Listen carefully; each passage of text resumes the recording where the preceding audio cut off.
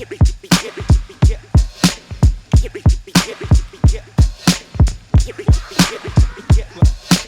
Quote Goats Podcast.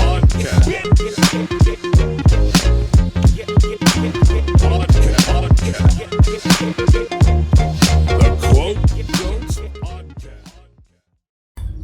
All right, y'all already know what it is. It's your boy Tommy Guns. It's your boy New York Smitty, man. I'm in the building. You already know. Yeah, we in the building. We're at Hip Hop Garden Festival right now, and we got a legend. A motherfucking legend on the fucking podcast. Big facts.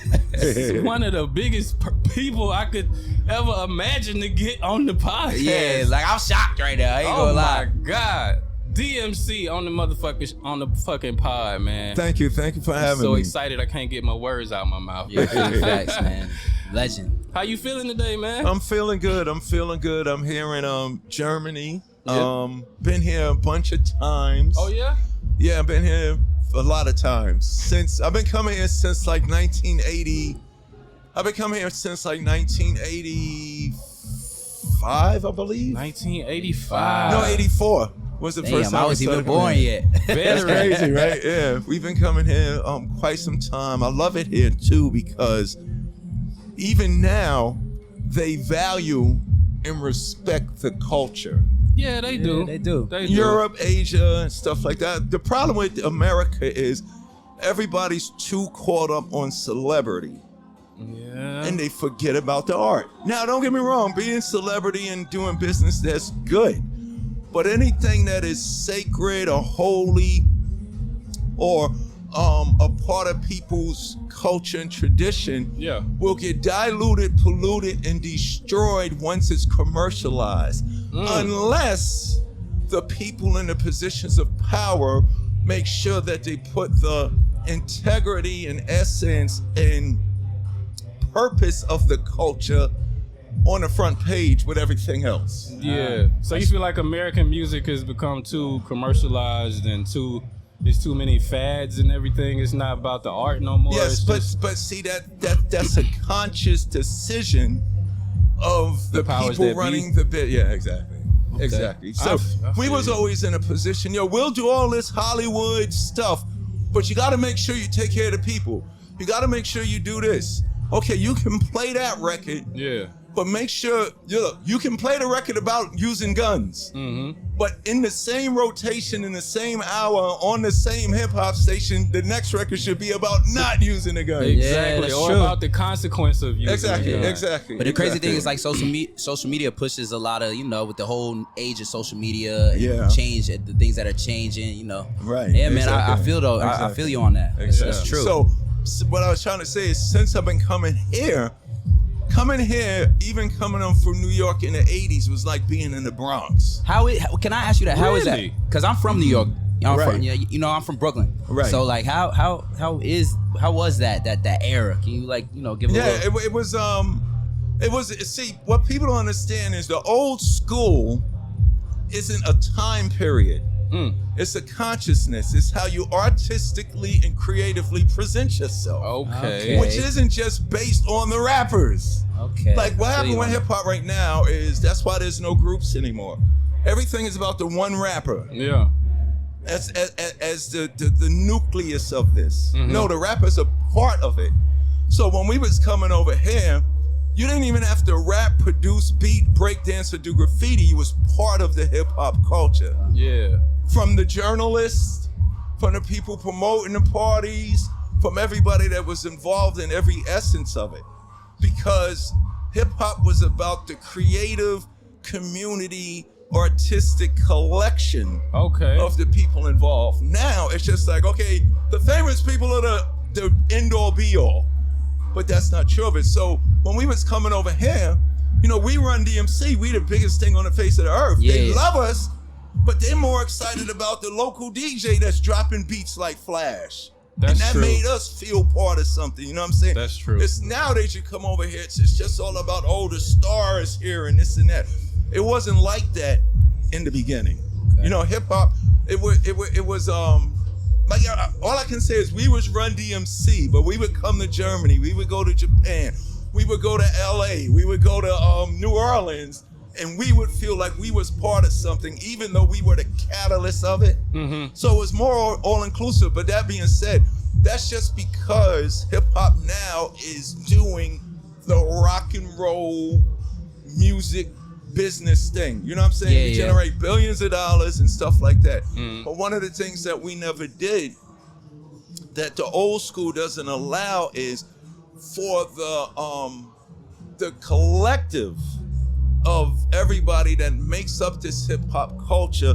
Everybody has a place, a purpose, and everybody has an opportunity to be seen and heard and participate. You know what I'm saying? So I just got to give a big shout out to Germany, because when we came over here, okay, Run DMC's in town, and they got Public Enemy in them with it, but it was about us. It was about DJs. It was about MCing. It was about breakdance. It was about graffiti. And it was even about the fashion and style. Like, hip-hop is so powerful, you don't even got to say anything. You ain't got to do, just walk in the room and fold your arms with whatever you got on. So it was a spirit. It was a spirit. Run DMC was just chosen to be the... People say if you look up hip hop in a dictionary, well, those don't exist no more, or in an encyclopedia, or if you look up Wikipedia hip-hop, these days. if you look up hip hop, it's gonna be a picture of me running Jay. And people say when people, even though we were dynamic, when people saw us, they didn't see celebrity. You think so? Yeah, they didn't. Even though y'all was that huge? Yeah, they didn't. You so, man, that guy runs his mouth like my brother or my uncle. Yo, that guy Jay is cool, man. I don't care about neither one of them. I want to know what the quiet guy with the glasses is thinking. Wow. You know what I'm saying? I mean, you know, we were hip hop, we were rapping, we were making records, but I mean, for the last 38 years I've been in this business, people come up to me and they're like, yo, I'm a lawyer, I'm a journalist, I'm a writer, I'm a designer, I'm a CEO, I'm a cook, I'm a chef because of what y'all showed me. You know what I'm saying? It's like, man, I can't rap like DMC and DJ like Jam Master Jay, but I know I got to do something. Oh, y'all definitely influenced a lot of the culture in Germany, especially from that time period. Like, I feel like even these days, a lot of people still mimic y'all from the style that they rap in German and stuff like that. For sure. A lot of German rap sounds like old school. You know? And that's because I remember when we came here too, they knew about Grandmaster Flash. They knew about Cold Crush. They knew about Africa Bambaataa and the Zulu Nation. They knew about the Funky 4+1. Like, they knew their history. Yeah. You talk about that. There's actually an artist that I appreciate. I don't know if you know Joey Badass. I love him. He keeps it like... He keeps it 100. 100, and it's for like sure. Definitely that type of style. Like, you know what I'm saying? He's the embodiment of the whole culture. Exactly. The rhymes, the lyric, bars, beats. Like, he's very... Joey Badass is like the DJ premier of the microphone. Yeah. Really? Because it's always real. He does what you feel like he gets slept on though? Big time, because he's very... His pen game is amazing. His flow is amazing. And the way he breaks his records is amazing. Yeah, he doesn't do all that, like, that gun talking. Exactly. It's like real, like, exactly everything you just said. I'm like, you put it in the perfect way. Because I've always thought what you said when it comes to the culture, but I feel like you put it in a really good way. You know what I mean? He does what we was doing. Yeah, exactly. But for his generation. Yeah. Which is crazy. He definitely gets slept on because he's not doing what everybody else is doing. Yeah, he ain't following that formula that's gonna get you catapulted to the top. He's doing what he wants. He wants his art. That's what a lot of artists don't do these days. Yeah, well, right. And that being said, people gotta understand, when us old school cats talk, we're not talking from an old time period. You know what I'm saying? Most of us are 40 and 60 right now. But when what the young people don't understand is when we judge hip hop, we judging it from 12 to 21 years old. Yeah, okay. That's and the disconnect and the understanding with the old heads and the young heads is that everything that we talk about and every record that we made, like, I go to high schools, I go to middle schools, I now go to elementary schools. And I tell the kids, I didn't change the world when I was 50. I didn't change the world when I was 40. I didn't change the world when I was 30. I was 18 years old. That was your age. And you understand, we was on MTV, we was movies and all of that. We wasn't just making records. Yeah, you talking about guys were the changing first to be on world. MTV. Right, exactly. Ever. We was first to do everything. That's that was first to do crazy. everything. Damn. You know what I'm saying? It's crazy. That's crazy. I can't believe you fucking sitting here. Yeah, right that's there, all I'm man. saying. I'm about to hold on. But a question I want to ask you is like, one of the two questions is like, how did you find it difficult to age in hip hop though? No, not at all. Not at all. Not at all. One bit. See, first of all, you gotta understand something. We don't need to be seen or heard to be hip hop. Okay. I was speaking in a high school the other day, and a kid says, "Yo, Run DMC, man, your old school cats are over." Trying to diss, and I said, Whoa. "Thank you." Damn. And now he was like, "Huh?" I said, "Thank you very much." And the whole gym was perplexed. I was like, I was over in Singapore last week. I'm going over to England next week, and after that, I'll be over in Germany. And the whole gym erupted. See, the problem is, Shit on him. I don't need to be on the radio. I was the first to know everything y'all do, and I done did. Why would I want to go back to where I've been? I don't need to be on the video. They think because you don't see and hear about De La Soul and Run DMC and Public Enemy and Big Daddy Kane and Slick Rick. I tour 355 days a year. Damn. I'm never home. Don't think just because I'm not on the radio in rotation with Kanye and J. Cole. Well, Jay don't even play J. Cole and Kendrick on the radio. I'm not on the radio with rotation with Drake and Future and Young Thug, but I'm working every day. I have a very prominent career. And we don't worry about growing old in hip hop because, first of all, everything we did when we was young. Yeah. So we ain't got nothing to prove. And you was solidified. Number two, right, exactly. But what I'm trying to say is the top touring bands in the world are AC/DC, Rolling Stones, Aerosmith, Paul McCartney. All of those guys work every day. But that's rock though. That's not hip hop. But it's music. So what hip hop has done, paradigms, though, right? What hip hop has done is this. Your mother and father can go see Smokey Robinson still.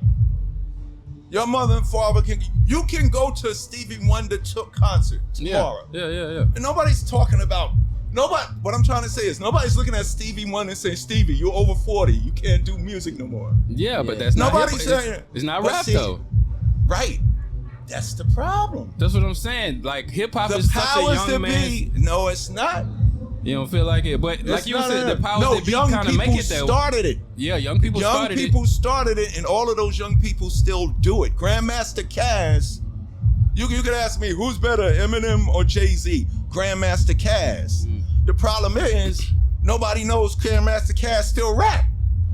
I didn't turn 35 years old and say I'm too old to rap. Matter of fact, I gotta tell kids this. You get a video game. You play that first video game, your young guys get the video game. When you first played your first video game, you was throwing the controller at it, cursing it out because the more you do something, the better you get. The more how long I've been doing this hip hop? Shit, since 85, guys. So, goddamn. You don't get worst? It's called gangsta hard rock non-stop hip hop. From the corner of the block to the top of the chart. For every race, place, color, country, county, or creed. In all of the places that I emceed. B-boy banners to the highest degree. And there's no hip hop if it ain't no D. If you're watching TV, be watching for D. They be clocking DMC like they jocking Jay-Z. You can tell by the rhyme that I'm in my prime. Beats to the rhyme when I say this line. D, that's me, the king, the MC. I rock a microphone so thoroughly. I'll be the king, you could be my queen. Yeah. I'm not being cocky or being mean. But before this song is over, let me say one thing. Forget Michael Jackson, DMC's the king. Ooh, that's bars, man. That's legendary. That's bars. Yo, let me just answer this question.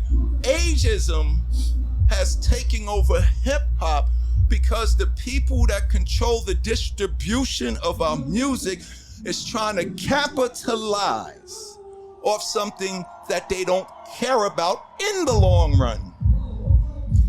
Yo, let's just talk right now. What you know what I'm saying? There's records, there's big records that was incredible 5 years ago. Hip hop don't want to hear no more. Exactly. I feel like not just the songs, every aspect of hip hop. Like you get some new shoes, you want to get the hot shit. You got them, you wear them for a few days, and you can pretty much throw them away. You know what I'm saying? You got where the new shit at? And that's because the not the art of hip hop, the representation of hip hop has been commercialized. Yeah. You know what I'm saying? They will look at. See, the problem is, they will look at somebody who's now 30 years old. Rightfully so, you're 30. You're not going to be talking about what you did when you was 21 years old. Exactly. You don't even got that mindset no more. Exactly. The youngins, so the youngins to talk about the reckless shit. But shit. It's up to the youngins, while they're 18, 19, and 20, to make those mature records so that after they get disposed of, they can still continue on.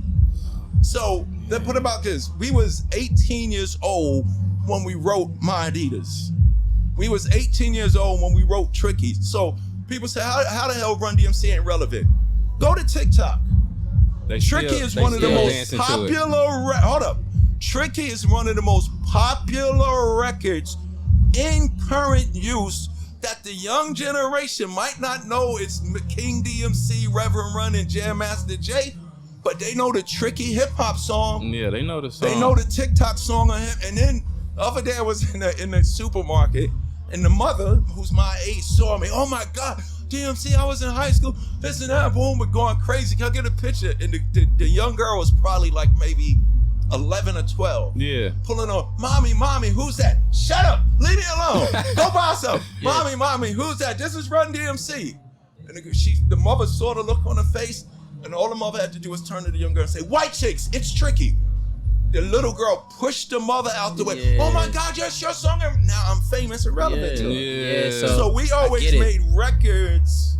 So what I'm saying is, Young Thug, Little Baby, all of these little guys, in their catalogs, they don't have a record at a young age that's making the educators and the older people say, when we was doing a hip hop, I wasn't trying to impress my 18-year-old friend I had bars. Yeah. I wanted the college professors and the educators and the politicians to look at us and say, young man or woman, this is some incredible stuff you are creating. Mm-hmm. Yeah. And at the same time, we still had Here We Go. Yeah. We still had our fun records, don't get it twisted. We had Dumb Girl, Dumb, Boom. We had the 808s. We had everything the Dirty South is. As a matter of fact, the Dirty South took most of their style from New York. Yeah. Ask Jermaine Dupri about. I'm talking about with the 808s. Yeah. I'm not disputing that Jack and one. Jay-Z. Boom, boom, boom, boom, boom, boom. We was 808 in a Mantronics. We had that vibe there. It's just that we were saying different stuff. Yeah. And what I'm trying to say is, we made sure at a young age, we made records that would motivate, inspire, while entertaining. That's not necessary anymore to be productive in the music business. To be profitable anyway. You gotta be, there's millions of kids who are talking like De La Soul and Tribe Called Quest. There's a black kid in Mississippi with lyrics more powerful than KRS-One. Mm-hmm. But the problem is, when they go into these meetings and they sit down in front of these people who have no connection to our community, they're not gonna say, oh, we love your parents can't understand song. Yeah. We'll put dollars behind that to put it on the radio because your community of black young people and Latino boy need to hear this. Oh my God, you have a song called Self-Destruction? You have a song called You Must Learn? Oh, that's great. They go, nah. You're very creative, young man or girl. But can you show a little more ass and shake some put some more ass in it? I don't want to push no narrative, but like I just want to know who are behind it. Who's behind these things? Like it's the people putting out. Look at the name of who's putting certain stuff out. That's where the power's at.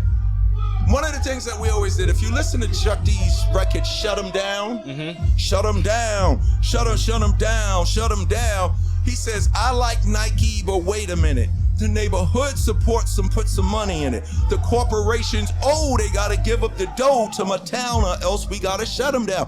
We as a community of hip hop, black people, educated people, young, old, and grandmothers and grandfathers, We refuse to get vocal about the necessities that's needed while you are playing this music on the airwaves. Yeah. The music doesn't cause the problems are there. The music is, the kids are just singing about what the hell is going on. You don't feel like the type of music that is pushed is like perpetuating the type of stuff that is talked about in the music? It doesn't cause it. What it does is it creates an attitude of acceptance. Okay. That's what it does. That's what it does. It's not, the young kids ain't for, the record companies don't see that. So what's easy is if everybody's rapping like Future, we getting money and paid. But out of that budget, out of the $500 million this one label made, take $50 million of that. Create a label up at Universal, up at Def Jam, up at Bad Boy Records, up at No Limit Records. Create all the money they make. They always talk about how much record. Take 50 million of that. Create a label where you spending 50.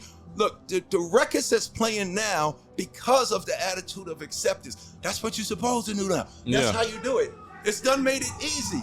But you take 50 million, you create a labels where you tell the artist coming in there, no cursing, no disrespect, woman. We need to hear some more around the way girls like LL. When LL signed with Def Jam, nobody was in his ear telling him make records without calling bitches and hoes. Yeah. He was 16 years old. He chose to do that. So what's happening now with our culture of hip hop, we are destroying the potential of the young boys and girls in our generation. But what would you say to people like Kendrick and who he influences and stuff, and J. Cole? Kendrick is influenced by NWA and Jay-Z and all of that. Yeah. But look what they're doing. They're doing what they want to do. How they want to do it. So J. Cole then became a millionaire, not playing the cookie cutter role. Yeah, that's true. Isn't that an example for the labels that now say and the ageism thing is this? They think, man, if we put dollars into what J. Cole is doing, that's doing what we did back in the day. I'm not old school. I'm not back in the day. Motherfucker, I'm eternal. Yeah. Okay. I'm forever. I feel you. I can go into a kindergarten party and sing Tricky. I can go into a middle school and sing Tricky. I can go into high school and sing, and I do it. Oh, he made that song. But if I go into colleges and over, I'm dead name like Michael Jackson. So there's a potential that all of our young people have that the people sitting in the seats of power are ignoring.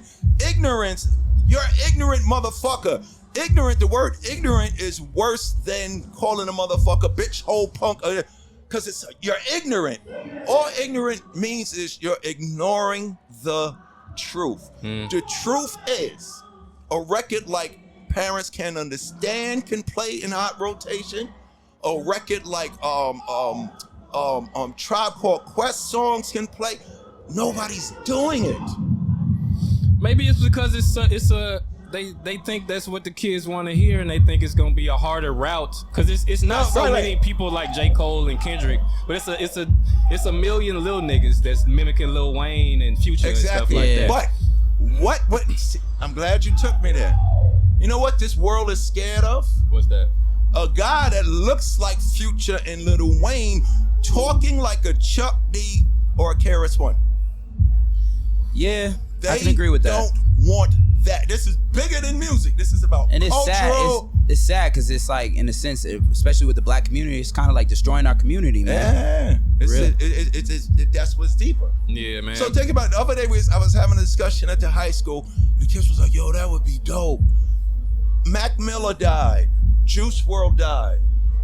We were just talking last week that when you say you're a rapper right now, you're not just making gangster rap records. You're getting fucking killed. Yeah. You're getting shot. Or you're killing yourself. That's because where they coming from, they're coming out of a situation that where those exist. The problem is the people that control the distribution, once they let them get here, they continue on, even if they're not living their lifestyle. It has nothing to do with the lifestyle. What is the most powerful thing about us? The mind. Yeah. So they're living this mentality. Yo, motherfuckers is dying. So in our age, in our era, when motherfuckers was dying, what did the young people, the labels had nothing to do with this, the politicians had nothing to do with it, community leaders had nothing to do with it. We saw there was an issue in our community where we was coming from. Yeah. Scott LaRock got shot. My boys is getting shot. The crack game is kept. Yeah. Not no A&R, not no management, not no CEOs. We got together and we did a song called Self-Destruction. And we put that shit out. Yeah. And that shit was on hot rotation right along with The Message and NWA. I had a talk with high school kids. They said, yo, that would be dope. Right now, this generation of hip hop don't gotta change anything that they're doing. This is not about censorship and freedom of speech. These kids are free to do what they want to do. Us old cats ain't mad at what they doing at all. We're mad at what they're not doing. Imagine if Lil Wayne, Drake, who's like the biggest, he's the Jay-Z of the last couple of era. Definitely. Lil Wayne, Drake, Future, Kendrick, and let's say Baby or Little Baby got together and made a song called Self-Destruction, talking about everything that happened in their generation in the last 10 years. The radio would be forced to play that. I'm talking about every 30 minutes like they do in rotation. Now those young kids is banging in Chicago and LA. They're hearing their gods talk about that. Yeah, because they really look up to these people, man. So that one kid who's thinking, I gotta talk AK, bitch, and hoe and syrup now, is now given the permission to write a record that's not about death. Yeah. So when he steps to that mic, motherfucker, yo, that's fucking T-Bone. He just got out of the jail for murder and he talking that shit. Yeah. And they're the catalyst of the change. Yeah. My complaining don't change. What I'm saying is, it's not what they're doing, it's what they're not doing. Yeah. There's no number one record on the radio with somebody talking about, I met Mac Miller. He looked at me like I was God at a Lil Wayne concert. And Lil Wayne let me in free because my son was loving him. Mac Miller was like this. Yo, man, y'all have no idea what y'all did.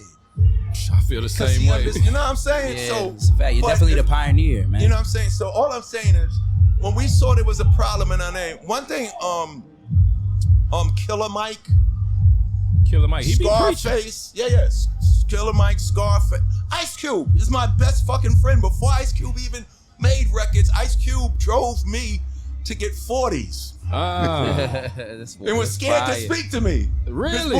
We did a show in LA and Ice Cube's boy was at one of the promoters for the show and he was like, Cube, you gotta come with me. I gotta take DMC to get 40s. So Ice Cube drove in and he didn't say nothing to me. But you never forgot that. But what I was trying to say was, we looked at our conditions and said, how could we not be, you young whippers, now I don't want to be that man. Yeah. You know what I'm saying? I don't want to be that. So we said, okay, how do we creatively, what did I say hip hop is? How you creatively, artistically, intelligently present yourself. So in just blaming the conditions on the powers that be, we did a song called It's Like That. Unemployed, oh yeah, that's true. The Message is one of the great, The Message is a mental health record.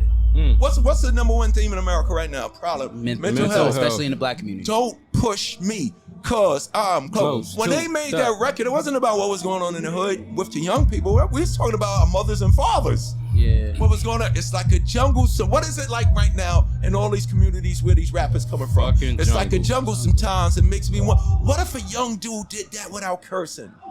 That changes the programming of the radio station. Then that changes the mind state and mentality because there's a 16-year-old dude, one of the hottest dudes in rap, and the number one record on every 30 minutes is him talking about how we're gonna fix the conditions we come from, not celebrating them. And they're not celebrating it. It's not a glorification. They're just talking about only one thing. Monotony breeds laziness. So everybody's doing the same thing. The 15-year-old kid ain't gotta think like Big Daddy Kane. All they gotta do is think like Future, and he's on. And it's easy. Yeah. But we come from a generation where, look, put it like this: when we came out, you had Public Enemy, Grandmaster Flash, Big Daddy Kane, Slick Rick, and LL. So me, I'm not the greatest lyricist. I got some good bars. You got bars. But I'm not I'm not Jadakiss and I'm not Eminem and stuff. So I got to figure out, how do I get in here and fucking steal the show every time I show up? We wasn't geniuses or pioneers. We was creative and innovators. I looked and said, okay, everybody's doing that, but nobody's rhyming over rock beats. Simple little thing that every little getting outside the box and shit. There's you got Baby, you got The Baby, you got Baby. There's probably a dude named Young Baby. I'm pretty sure. I'm pretty 17 years old. Young Baby, if you're listening, make a record about what the hell is going on now. Put it over one of those dope ass drill beats and watch what happens.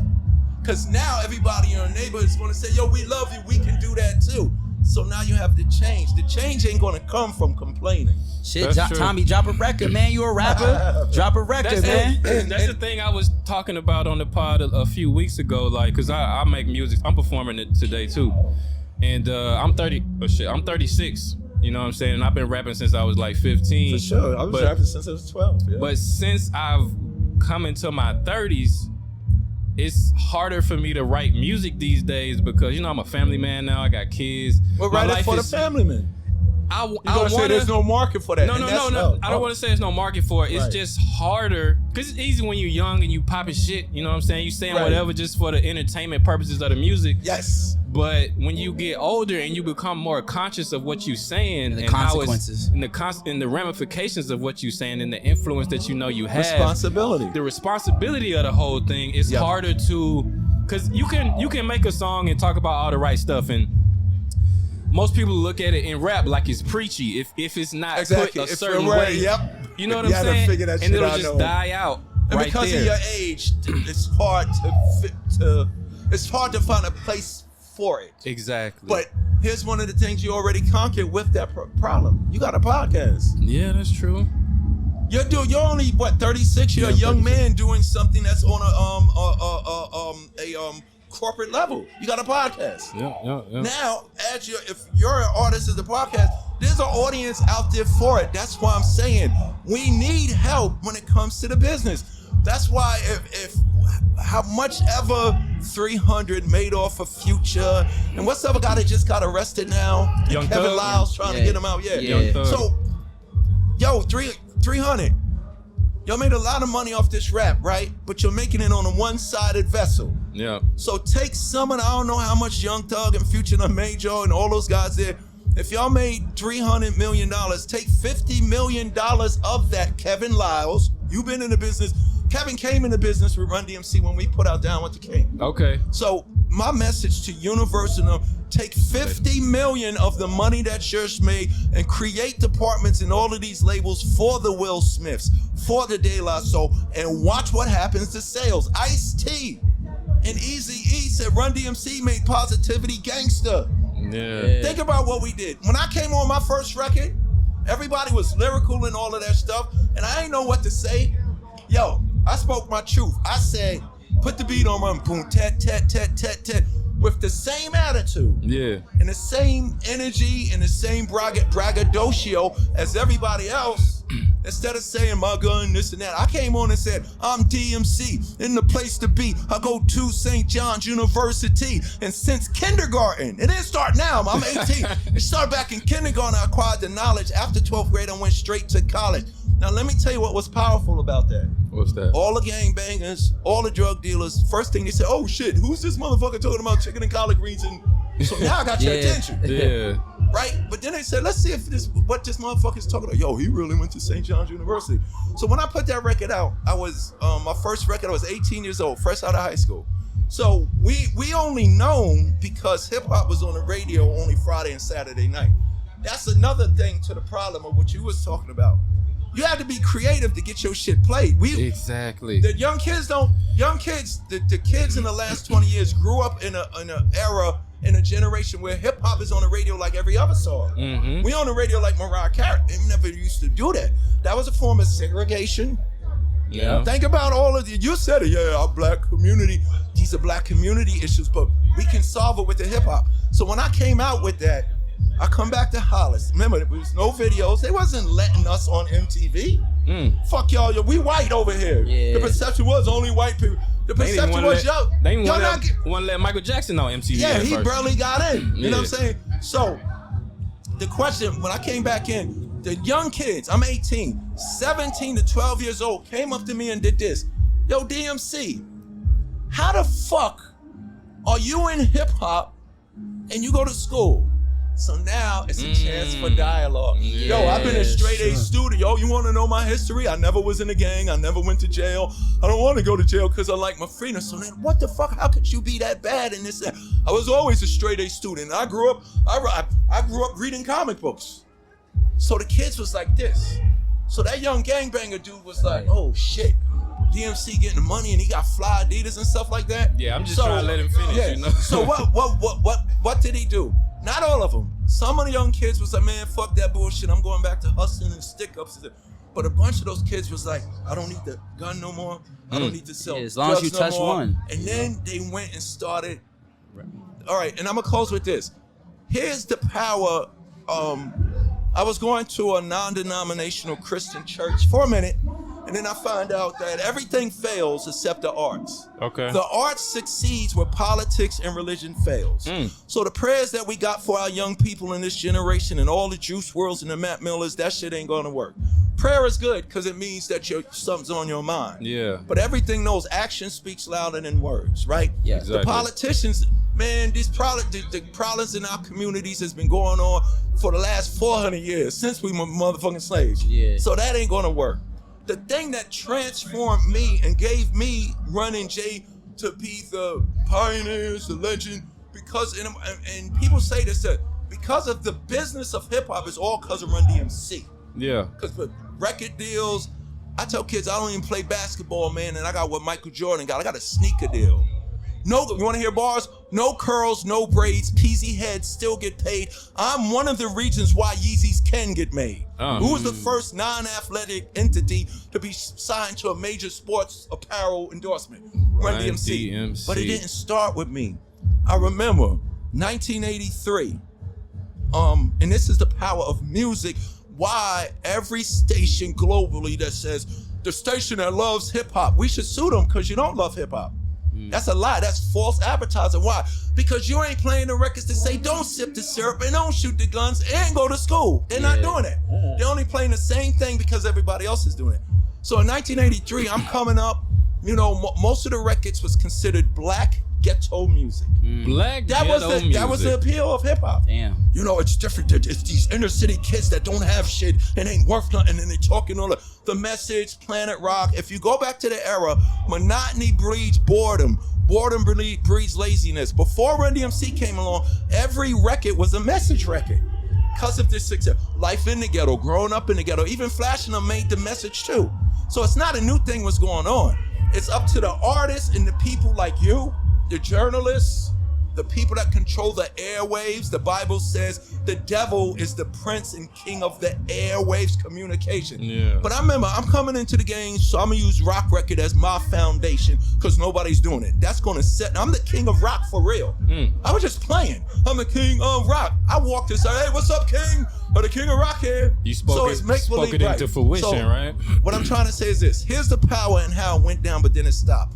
When I came out, Suck 'Em C's was out. Before Run DMC did Suck 'Em C's, Kool Moe D, before he went solo and Battle LL, was in a group called the Treacherous 3. Treacherous 3. Now, here's power.